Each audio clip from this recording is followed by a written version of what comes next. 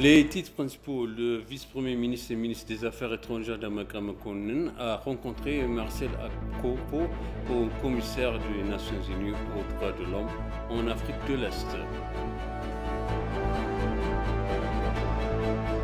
L'Égypte sollicite le soutien de la Ligue arabe pour son programme de déclenchement et d'ingérence des conflits en Éthiopie.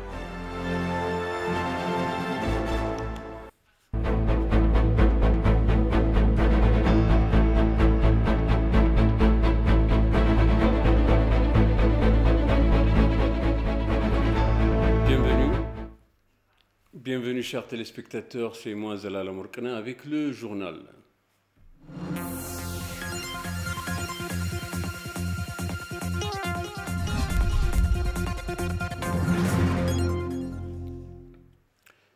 Le Premier ministre Abiy Ahmed a souligné sur sa page Twitter que la participation active des citoyens est cruciale pour la naissance d'un système démocratique dans le pays. Selon le Premier ministre, les citoyens doivent assurer de participer de diverses manières, en particulier lors des élections.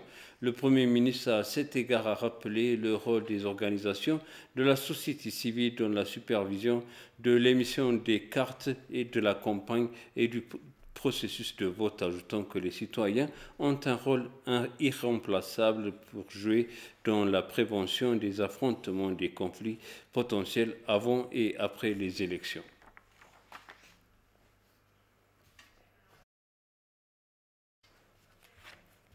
Le vice-premier ministre et ministre des Affaires étrangères Damaka Makonnen a rencontré Marcel Akpopo, haut commissaire des Nations Unies aux droits de l'homme en Afrique de l'Est. Damaka a apprécié à cette occasion le soutien de l'organisation au bilan de l'Éthiopie en matière de droits de l'homme et a exprimé l'espoir que les bonnes relations continueraient à être renforcées. Il a déclaré que la Commission éthiopienne des droits de l'homme est une institution respectée pour son travail, citant les enquêtes en cours sur les violations des droits de l'homme à Makadra et Aksum. Pour sa part, Marcel Akpopo, haut commissaire des Nations Unies aux droits de l'homme en Afrique de l'Est, a remercié l'Éthiopie pour son soutien et sa coopération dans l'accomplissement de ses responsabilités. Selon les informations obtenues du bureau de porte-parole du ministère des Affaires étrangères, Damaka a assuré qu'ils recevraient le soutien nécessaire de l'Éthiopie dans leurs efforts pour s'acquitter de leurs fonctions.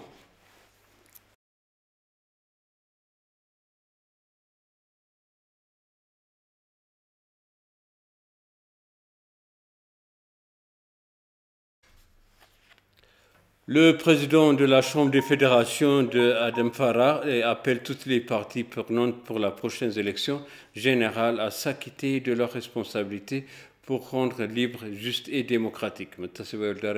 À plus. Inutile de dire qu'une élection réussie est le résultat d'un mouvement positif et responsable de tous les acteurs impliqués. L'Éthiopie est sur le point de mener la 6e élection générale au milieu des tensions de partout du pays. Le président de la Chambre de la Fédération, Adem Farah, appelle tous les acteurs à s'acquitter de leurs responsabilités pour le bon déroulement de l'élection. ምርጫው ሰላማዊና ዲሞክራሲያዊ ሆኖ እንዲካሄድ መንግስት ያለበት ኃላፊነት አለ። Le gouvernement, le Conseil électoral national d'Éthiopie, les administrations régionales et d'autres acteurs devraient s'acquitter de leurs responsabilités pour rendre des élections libres, justes et démocratiques. En tant que gardien de la Constitution, la Chambre de la Fédération doit s'assurer que l'élection se déroule dans le respect de l'ordre constitutionnel. Nous avons mené plusieurs activités à cet égard. Il a également exhorté les partis politiques en compétition à mener pacifiquement et de manière responsable leurs campagnes électorales et à se préparer à servir le public en respectant la Constitution s'ils remportent les élections. Les partis politiques en compétition doivent expliquer leurs idées alternatives et leur philosophie politique pour donner au public une chance de choisir. Le parti politique qui accédera au trône grâce à un tel processus doit se préparer à servir le peuple avec intégrité, à respecter la constitution du pays et à garantir l'état de droit. Le public et les partis qui perdent les élections devraient également respecter le processus et aider le vainqueur à diriger la nation dans le bon sens. Tant que le pays est pour nous tous, nous devons tous nous soutenir les uns les autres, quelles que soient nos différences politiques. On a appris que la 6e élection générale devrait avoir lieu d'ici fin juin. Les politiciens égyptiens demandent le soutien des pays arabes à la proposition de l'Égypte de démanteler l'Éthiopie en s'ingérant dans ses affaires intérieures. Les militants et les politiciens égyptiens constatent également que l'Égypte est le moteur de l'instabilité en Éthiopie, soutenu par les alliés stratégiques de l'Égypte. Bété Soussiaré nous présente les détails. De nombreux politiciens critiquent l'Égypte pour ses mauvaises actions de déstabilisation de la région de la Corne et au-delà en Afrique, sans parler des affectations de l'Égypte dans les conflits civils en Libye, au Soudan. Et au Soudan, l'Égypte était présente dans la guerre civile entre l'Éthiopie et l'Érythrée après 1991. Non seulement les analystes politiques, mais aussi les panafricanistes affirment que l'Égypte, pays anti-africain et pro-arabe, n'a jamais voulu dans son histoire une puissance active et forte dans la région. Et maintenant, l'Égypte et les politiciens égyptiens travaillent sans relâche pour démanteler l'Éthiopie en soutenant et en armant des groupes rebelles. C'est ce que disent les politiciens et les militants du pays. Ils demandent même l'appui des pays arabes à la proposition de l'Égypte de démanteler l'Éthiopie. Les politiciens égyptiens apprécient la récente manifestation dans la région d'Amara. C'est la chose la plus importante pour le grand plan de l'Égypte sur l'Éthiopie, disent-ils. Ils vont même au point où ils disent que c'est le signe de la fin du gouvernement d'Abiy. Et après avoir entraîné et armé la milice rebelle Gumuz, l'Égypte prend maintenant la dernière mesure pour séparer la région éthiopienne de Béchangul Gumuz.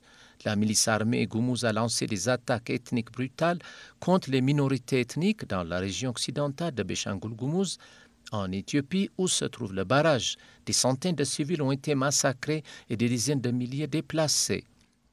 Ils utilisent le récit erroné actuel selon lequel Béchangul Gumuz est la terre du Soudan qui habite 5 millions de personnes et la moitié de ces personnes sont des Arabes. Le récit erroné est que les Oromo et les Amara ont envahi ensemble la terre qui est la terre des Arabes soudanais. Cependant, les Béchangul poursuivent et tuent les Amara et les Oromo, disent-ils. Étant donné que la querelle de longue date d'Égypte avec l'Éthiopie est fondée sur l'eau du Nil, ils considèrent que le barrage de l'Éthiopie est en cours de construction dans cette région. Ainsi, le démantèlement de cette région de l'Éthiopie contribuera au rêve de l'Égypte de bloquer la construction du barrage en Éthiopie. Les forces qui se rebellent actuellement contre le gouvernement fédéral éthiopien sont des alliés stratégiques de l'Égypte. Il est préférable pour nous que ces rébellions détruisent le barrage, que notre armée se rende en Éthiopie et le détruise. C'est la meilleure façon de réaliser notre rêve. Le gouvernement égyptien et le gouvernement égyptien agit jour et nuit sur cette question. Peuple égyptien, vous ne devriez pas vous plaindre de la raison pour laquelle le gouvernement n'a pas pris d'action militaire contre le barrage éthiopien. Notre gouvernement agit en secret à ce sujet. Il fait tout ce qu'il faut pour atteindre notre objectif. Mais nous ne devons pas vous révéler toutes choses. Le ministère des Affaires étrangères a déclaré que l'Éthiopie était déterminée à poursuivre les pourparlers sur les barrages dirigés par l'Union africaine avec l'Égypte et le Soudan. Le porte-parole du ministère de l'ambassadeur Dina Mufti a souligné que la revendication du Soudan de porter plainte contre l'Éthiopie concernant le deuxième remplissage du barrage n'est qu'une simple rhétorique. L'ambassadeur Dina a également déclaré que le récent rapport publié par le Conseil de sécurité de l'ONU concernant le Tigray est assez équilibré et que le gouvernement éthiopien s'en félicite positivement. Dans son exposé bi-hebdomadaire, l'ambassadeur Dina a également mentionné que 947 rapatriés éthiopiens étaient en retour dans leur pays d'Arabie Saoudite et de Puntland la semaine dernière.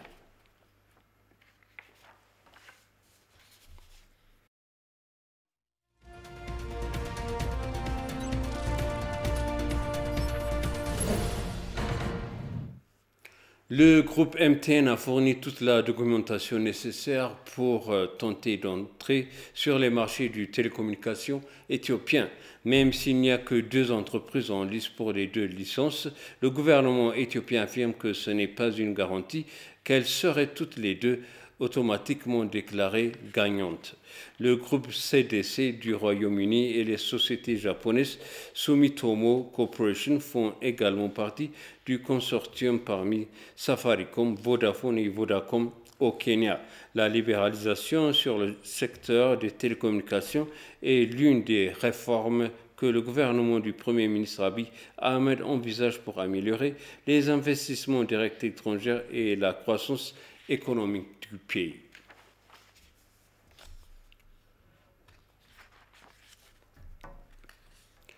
Et pour conclure le journal, de violentes manifestations anti-junte ont débuté mardi au Tchad, dans la capitale d'Amina, alors que les manifestants exigeant un retour au régime civil après la prise du pouvoir par l'armée à la suite de la mort du leader de longue date, Idriss Déby, la semaine dernière. Au moins 2 personnes ont été tuées lors des manifestations. Une femme est décédée lorsque des manifestations anti-junte ont attaqué un bus dans la capitale et un homme a été tué dans le sud du pays. Les manifestants ont brûlé des pneus à Djamena et la police a répondu avec des gaz lacrymogènes. Le chef de longue date, Déby, a été tué le 19 avril alors qu'il rendait visite aux troupes combattantes des rebelles. Une transition militaire a pris le relais et a nommé le fils du président déchu, Mahamat Idriss Déby, comme nouveau chef de l'État. Lundi, l'armée a noté que le politicien civil Albert Fihimi Pakad au poste du Premier ministre, mais l'opposition l'a également rejeté, comme le rapport Africa News.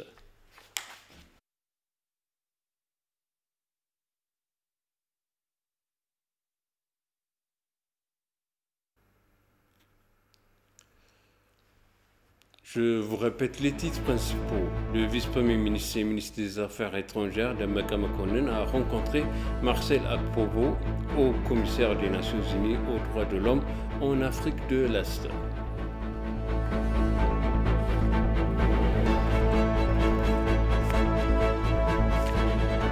L'Égypte sollicite le soutien de la Ligue arabe pour son programme de déclenchement et d'ingérence des conflits en Éthiopie. Chers téléspectateurs, ainsi s'achève le journal. Merci de nous avoir suivis. Excellente suite de programme.